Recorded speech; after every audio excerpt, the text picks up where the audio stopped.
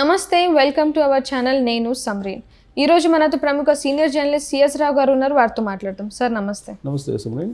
Sir, Revanth Reddy Akbaruddin భేటీ అయ్యారు. బీఆర్ఎస్కి దీని దెబ్బ పడుతుందా లేదా సార్? ఒకటేంటంటే సమ్రీన్ దావోస్ వెళ్ళాడు ముఖ్యమంత్రి రేవంత్ రెడ్డి. దావోస్ వెళ్ళినటువంటి సందర్భంగా అక్కడ పారిశ్రామికవేత్తలతోటి భేటీ అయ్యారు. ఆ సదస్సులో తెలంగాణకి సుమారుగా 47,000 కోట్ల రూపాయల విలువైనటువంటి ఒప్పందాలు చేసుకుని వచ్చారు. సో రాబోయేటువంటి రోజుల్లో ఆ 47,000 కోట్ల రూపాయల విలువైనటువంటి సంస్థలు తెలంగాణకి రాబోతున్నాయి. సో ఇది వాస్తవం. అయితే ఆ సందర్భంగా అక్కడ ఉన్నటువంటి బిజినెస్ టైకూన్ ఎవరైతే ఉన్నారో అదాని, ఆయనతోటి కూడా కలవడం జరిగింది. ఆయనతోటి కలిసి తెలంగాణలో పవర్ ప్రాజెక్ట్స్కి సంబంధించినటువంటి ఒప్పందాలు కుదుర్చుకున్నారు. దాన్ని రాజకీయం చేసింది బీఆర్ఎస్ పార్టీ. ఏ విధంగా రాజకీయం చేసింది? దేశంలోనేమో అదాని తోటి పోరాడుతూ ఉన్నారు కాంగ్రెస్ పార్టీ, అదానిని తప్పుపడుతూ ఉన్నారు, అదాని వ్యాపారాలను తప్పుపడుతూ ఉన్నారు. రాష్ట్రంలోకి వచ్చేటప్పటికి అదానితో టైఅప్ ఏ విధంగా అయ్యి వ్యాపారాలు ఇక్కడ చేసేలా వెసులుబాటు కల్పిస్తారు అంటే ఢిల్లీలోనేమో శత్రుత్వం, తెలంగాణలోనేమో అలైబలై అదానితోటి. ఇదేం రాజకీయం అని చెప్పి బీఆర్ఎస్ పార్టీ ఒక స్లోగన్ తీసుకుంది. ఎందుకంటే రాబోయేటువంటి లోక్సభ ఎన్నికలు ఉన్నాయి కాబట్టి ఈ లోక్సభ ఎన్నికల నాటికి ఏదో ఒక రకంగా బలపడాలి అనేటువంటి ఒక ఆదుర్తతోటి, ఒక ఆలోచనతోటి, ఒక వ్యూహంతో బీఆర్ఎస్ పార్టీ చిన్న అంశాన్ని కూడా ఒక పెద్దది చేసి భూతత్వంలో తెలంగాణ సమాజాన్ని చూపించేటువంటి ప్రయత్నం చేస్తుంది రేవంత్ రెడ్డి వేస్తున్నటువంటి అడుగులు. రేవంత్ రెడ్డి ముఖ్యమంత్రి అయ్యి ఇప్పటికీ ఇంకా 2 నెలలు కాలేదు. అవును. ఆయన వైఫల్యాలని ఎప్పటికప్పుడు బయటికి తీసేటువంటి ప్రయత్నం బీఆర్ఎస్ పార్టీ చేస్తుంది. బీఆర్ఎస్ పార్టీకి సంబంధించినటువంటి సోషల్ మీడియా కూడా ఏ రోజుకు ఆ రోజు రేవంత్ రెడ్డి పరిపాలనని ఎండగడుతూ ఉంది. 6 గ్యారెంటీలు ప్రకటించింది. ఉచిత బస్సు ఆల్రెడీ అమలు చేస్తుంది. ఈ 6 గ్యారెంటీలని అమలు చేసేంత వరకు వదిలిపెట్టమని చెప్పి వాళ్ళు డిమాండ్ చేస్తున్నారు. 100 రోజుల్లో అన్నీ అమలు చేస్తానని చెప్పి ఆయన చెప్తున్నాడు. సో ఇప్పుడు దావోస్ వెళ్ళినటువంటి సందర్భంగా అక్కడ తెలంగాణ పరువుని, తెలంగాణ సమాజం యొక్క పరువుని దెబ్బతీశారు అనేది ఇప్పుడు బీఆర్ఎస్ పార్టీ ఒక లాజిక్ తీస్తుంది బయటికి. ఏంటి తెలంగాణ పరువుని ఏ విధంగా దెబ్బతీశారు అని అంటే ఇక్కడున్నటువంటి ఆర్థిక పరిస్థితిని వీటన్నిటిని కూడా చెప్పడం జరిగింది ఆయన.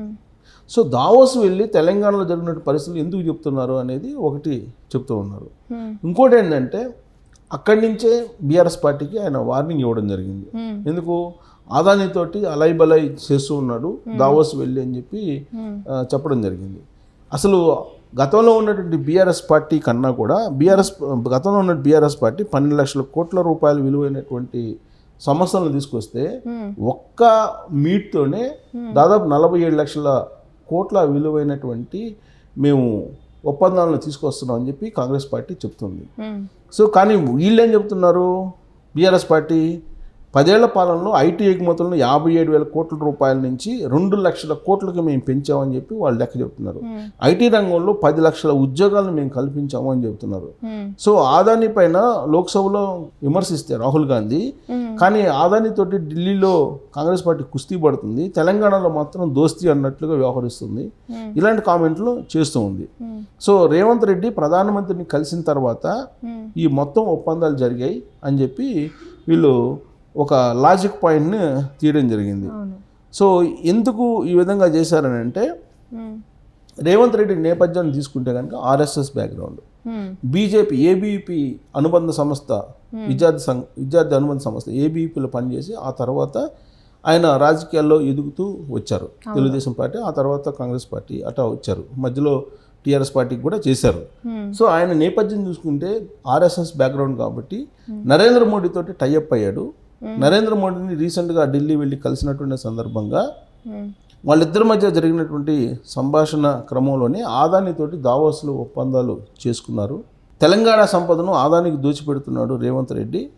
రాహుల్ గాంధీ ఏమో వ్యతిరేకిస్తున్నాడు ఢిల్లీలో, తెలంగాణలోనేమో రేవంత్ రెడ్డి అదానికి అనుకూలంగా వ్యవహరిస్తున్నాడు. ఇదేమి రాజకీయం అని చెప్పి ఇప్పుడు బీఆర్ఎస్ పార్టీ క్వశ్చన్ చేస్తుంది. క్వశ్చన్ ఎందుకు చేస్తుంది? రాబోయేటువంటి లోక్సభ ఎన్నికలు ఉన్నాయి కాబట్టి అదొకటి. రెండేంటంటే మా పులి వస్తుంది, మా పులి వస్తే కనుక మీరు అయిపోతారు, మీ ప్రభుత్వం నిలబడదు అని చెప్పి చెబుతున్నారు. ఎవరు మీ పులి అంటే బీఆర్ఎస్ పార్టీ మా పులి వస్తుందంటే కేసీఆర్ ప్రస్తుతం కర్ర వేసుకొని నడుస్తున్నాడు, త్వరలోనే ఆయన బయటకు వస్తున్నాడు, మా పులి వస్తే కనుక మీ ప్రభుత్వం నిలబడదు ఉండదు అని చెప్పి చెబుతున్నారు. దాని మీద రియాక్ట్ అయ్యాడు ఎవరు, రేవంత్ రెడ్డి. మీ పులి బయటకు వస్తే కనుక చెట్టుకి యాలు తీసి కడతాము, 10 అడుగుల లోతులో బొంద పెడతాము మీ పార్టీని అని చెప్పి ఆ దావోస్ నుంచి ఆయన సమాధానం చెప్పాడు. ఇదంతా ఒక ఎత్తు అయితే, లండన్లో దావోస్ నుంచి లండన్ వచ్చారు. లండన్లో అక్కడ ముసీ నది ప్రక్షాళనకు సంబంధించి థీమ్స్ నదికి సంబంధించినటువంటి ఆ ప్రాజెక్ట్ని చూడటానికి, పరిశీలించడానికి అక్కడికి వెళ్ళారు.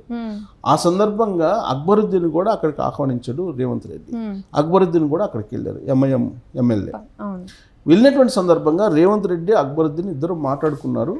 సో రాబోయేటువంటి రోజుల్లో వీళ్ళిద్దరు మాట్లాడుకున్నారు కాబట్టి లండన్లో ఎంఐఎం కాంగ్రెస్ పార్టీ కలిసి వెళ్ళేటువంటి అవకాశం ఉంది అనేది ఇప్పుడు వినిపిస్తుంది. ఒకవేళ అదే జరిగితే బీఆర్ఎస్ పార్టీ భారీగా నష్టపోయేటువంటి అవకాశం ఉంది అనేది ఒక ఆందోళన బీఆర్ఎస్ పార్టీలో ఉంది. కారణం ఏంటి? బీఆర్ఎస్ పార్టీ అలాగే ఎంఐఎం రెండు సహజ మిత్రత్వాన్ని రాజకీయంగా కొనసాగిస్తూ ఉన్నారు. బీఆర్ఎస్ పార్టీ కూడా నా సహజ మిత్రుడు ఎంఐఎం అని చెప్తుంది. ఎంఐఎం అధినేత అసదుద్దీన్ ఓవైసీ ఏం చెప్తున్నాడు? మా సహజ మిత్రుడు బీఆర్ఎస్ పార్టీ అని చెప్తుంది. మొన్న అసెంబ్లీ ఎన్నికల్లో కూడా అదే చెప్పారు. దాంతో ఆ రెండు పార్టీలు కలిసి ఉన్నందువల్ల బీఆర్ఎస్ పార్టీ గత 2 సార్లు అధికారంలోకి వచ్చింది. కానీ ఈసారి అధికారంలో అధికారంలో రాకపోగా ఈ మొత్తం అసెంబ్లీ ఎన్నికల ఫలితాలు చూసిన తర్వాత ఎంఐఎం గెలిచినటువంటి 7 చోట్ల గెలిచినటువంటి చోట్ల మెజారిటీ చాలా తక్కువ వచ్చింది. ఒకవేళ బీఆర్ఎస్ పార్టీతోటి కలిసి వెళ్తే రేపు లోక్సభ ఎన్నికల్లో దెబ్బతినేటువంటి అవకాశం ఉందనేటువంటి ఒక ఆందోళన ఎంఐఎంలో కూడా ఉంది రివ్యూ మీటింగుల్లో. సో దీంతో కాంగ్రెస్ పార్టీతో కలిసి వెళ్తే బెటరు. ఎందుకంటే బీఆర్ఎస్ పార్టీ బీజేపీ ఒకటే అనేటువంటి ఒక అంశాన్ని తెలంగాణ సమాజం నమ్ముతుంది. అందుకే బీఆర్ఎస్ పార్టీకి ఓటేయలేదు. సో బీజేపీ బీఆర్ఎస్ ఒకటి కాబట్టి ఆ బీఆర్ఎస్ పార్టీకి ఎంఐఎం సపోర్ట్ చేస్తుంది కాబట్టి ఎంఐఎంకి కూడా ఓటేయలేదు. అందుకే మెజారిటీలు భారీగా తగ్గాయి. సో అందుకని బీఆర్ఎస్ పార్టీని వదిలించుకోవడం బెటర్ అనేటువంటి ఒపీనియన్కి ఎంఐఎం వచ్చేసింది. సో ఇప్పుడు ఎంఐఎం కాంగ్రెస్ పార్టీతో కలిసి రేపు ఎన్నికల్లో కనుక పొత్తు పెట్టుకుని వెళ్తే రాబోయేటువంటి రోజుల్లో అటు ఎంఐఎంకి ఇటు కాంగ్రెస్ పార్టీకి మేలు జరుగుతుంది. బీఆర్ఎస్ పార్టీ శాశ్వతంగా క్లోజ్ అయ్యేటువంటి అవకాశం ఉంది అనేటువంటిది వినిపిస్తుంది. అందుకే ఇప్పుడు లండన్లో అక్బరుద్దీన్ రేవంత్ రెడ్డి కలిసినటువంటి ఆ ఎపిసోడ్ని, ఆ దృశ్యాన్ని రాజకీయ కోణం నుంచి చూస్తూ ఎదురుదాడికి దిగుతుంది బీఆర్ఎస్ పార్టీ. సో ఆ లండన్లో జరిగినటువంటి భేటీ కనుక సక్సెస్ అయితే ఖచ్చితంగా ఎంఐఎం కాంగ్రెస్ పార్టీ అలయన్స్ తోటి వెళ్ళేటువంటి అవకాశం. దీనికంటే ముందు కనుక చూస్తే రేవంత్ రెడ్డి సీఎం అయిన తర్వాత అక్బరుద్దీన్ని అక్కడ అసెంబ్లీలో ఆయన ప్రొటెం స్పీకర్గా ఎంపిక చేశాడు. ప్రొటెం స్పీకర్గా ఎంపిక చేసినప్పుడే కాంగ్రెస్ పార్టీ ఎంఐఎం ఒకటి అనేటువంటి అభిప్రాయం అప్పట్లోనే కలిగింది. దానికి కంటిన్యూషన్ ఇప్పుడు లండన్లో జరిగినటువంటి భేటీ. సో కాబట్టి రాబోయేటువంటి రోజుల్లో రాజకీయ పరిణామాలు చాలా వేగంగా మారడానికి లండన్లో జరిగినటువంటి భేటీ ఒక సంఘటనగా మనం చెప్పుకోవచ్చు. అది కనుక ఫలవంతం అయితే కనుక బీఆర్ఎస్ పార్టీకి కౌంట్ డౌన్ స్టార్ట్ అయినట్టే. అందుకే వాళ్ళు ఆందోళన చెందుతున్నారు. అందుకే రేవంత్ రెడ్డి మీద రివర్స్ అటాక్ మొదలుపెట్టారు.